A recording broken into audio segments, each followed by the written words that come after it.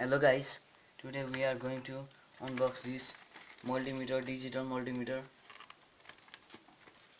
With the help of multimeter you can check the rate of AC or DC voltage and many more things.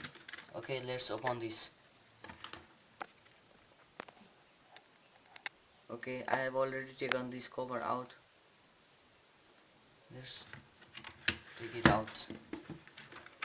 Okay, we have these one testing wire and another multimeter. Okay, first of all you have to take out this wire.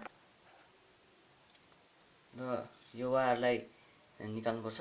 Take out this wire and you have to plug. यो रातोलाई चाहिँ यो यस्तोमा यो सेकेन्डमा plug गर्नु बिचकोमा, र यो कालोलाई चाहिँ मास्तिरकोमा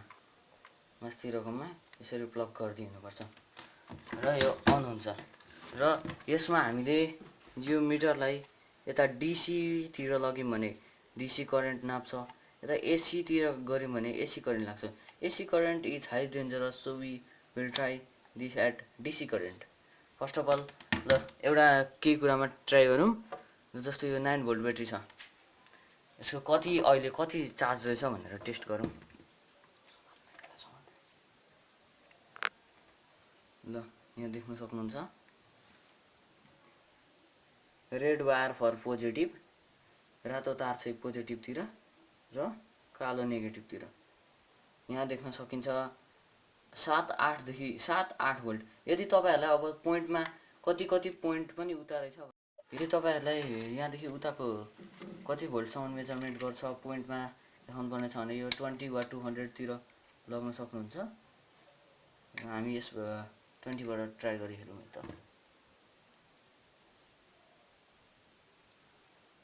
यसमा रेड वायर पोजिटिभतिर जोड्नुहोस्.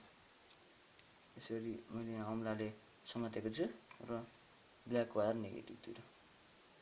यसमा मेजरमेन्ट भनेको 1.08 भोल्टेज देखाइरहेछ भने चाहिँ यसमा अलिकति कम चार्ज रहेछ.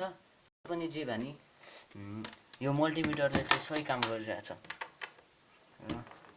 यो मल्टिमिटरलाई तपाईँहरूले AC भोल्टेज नाप्नु मन छ भने यता AC तिर हाई भोल्टेजतिर लगेर नाप्न सक्नुहुन्छ. ल, thank you guys. Like and subscribe our channel.